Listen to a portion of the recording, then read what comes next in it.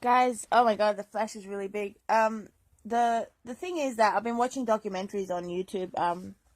Often the documentaries are families, like parents that have children, and their children just got issues, like it's either drug abuse or eating disorders. I want to talk about antinatalism in regards to hunger and thirst, like the constant pursuit of hydration and food. I've oftentimes had a problem with that because when you're eating in Australia, it costs a lot of money.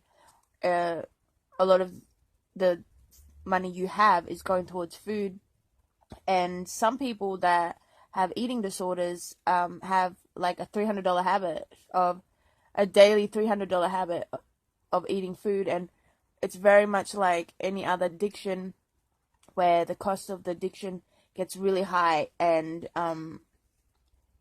they start stealing, they start doing prostitution, they start getting money off their parents, and um, but yeah, I wanted to like say that I got angry at my dad one time, and I said, "You, he's like, he's not like I didn't have children because I'm a benevolent person.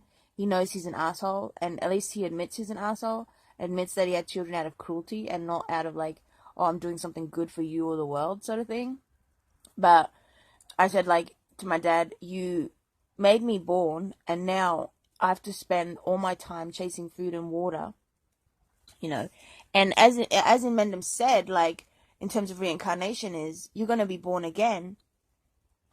Well, it is a yes or no question whether you believe that or not. But you might not be born in a good situation, especially in a world where we have um, increasing food prices because of soil depletion and problems with agriculture and fossil fuels and those sort of things that I'm not really like investigating at the moment in my life. But like you can go to Peak Prosperity in the past 10 or 12 years, Peak Prosperity on their channel, they were talking about that before the COVID thing started. But um, yeah, I think that I said to my dad, like, now I have to force myself to chase, like, hydrate myself with water all the time, hydrate myself and get food all the time.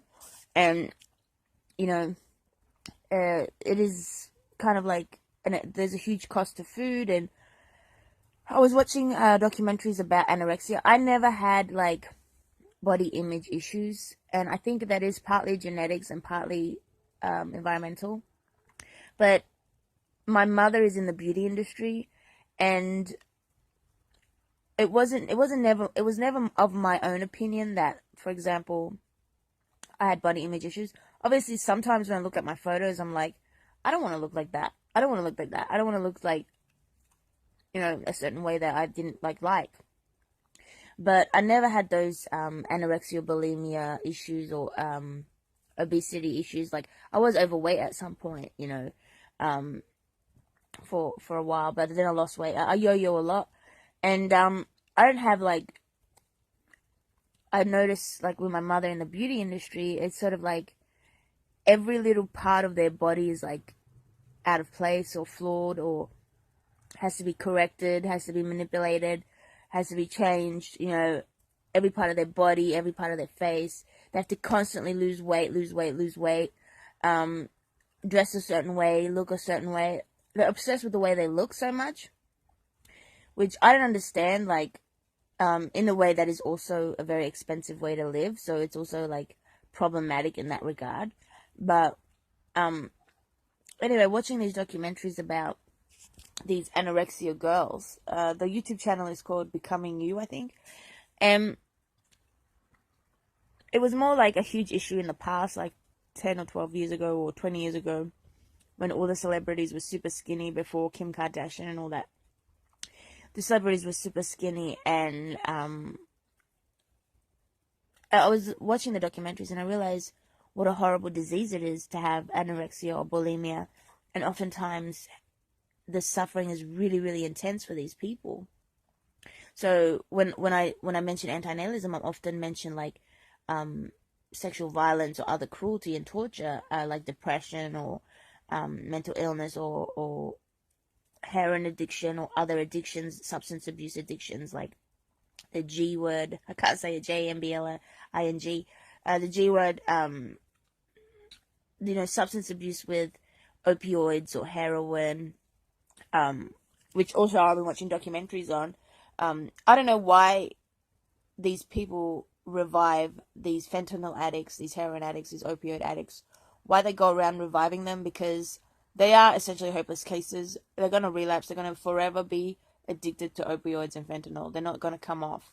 There's no recovery from that. So just a huge heads up to, especially in America. I think in America it's a bigger problem because about 10 or 12 years ago, the scientific literature was denying that opioids are addictive or opioids are bad. They were pushing the drug from the pharmaceutical industry onto doctors through the literature. Through the literature, they were saying that, oh, we're under medicating pain. We have to medicate pain in this way. And they were pushing the drug from the pharmaceutical companies onto the doctors.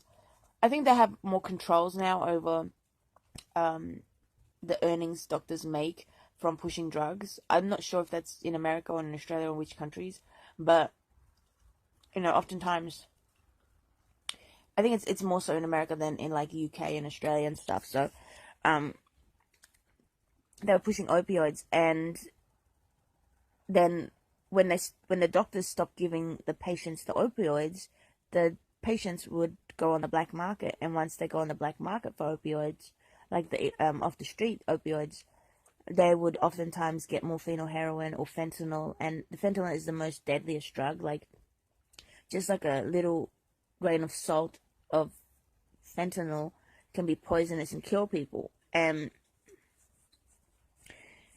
obviously, if it doesn't kill you, you're effed up for the rest of your life. So I was watching these opioid. They very much mirror. They remind me of the anti-smoking campaigns. The anti-smoking campaigns. But these documentaries are like, oh, if you touch this drug, you're gonna end up with cancer, or you're gonna end up sick, or you're gonna end up debilitated. You're gonna end up paralyzed. You're gonna end up like with all these health problems. And these documentaries about opioids really reminded me against the campaign against smoking kind of thing. So what I want to say is that I don't agree with procreation, because let's say you have a child. Oftentimes these documentaries are about families. If you have a child and they end up with these problems, with these horrific problems, like a lot of these documentaries were about families and their children end up with these problems, with either eating disorders, bulimia, anorexia, or opioid addiction, heroin addiction, and they're literally like messed up for life. And some of them are recovering, but some of them are still not recovering. And yeah, in that sense, you could say that that's a good reason not to procreate. That's a good reason not to have children.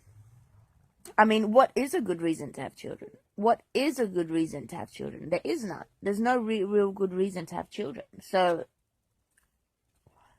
just, what I'm saying. So, that's what I want to say is that, I do think that, I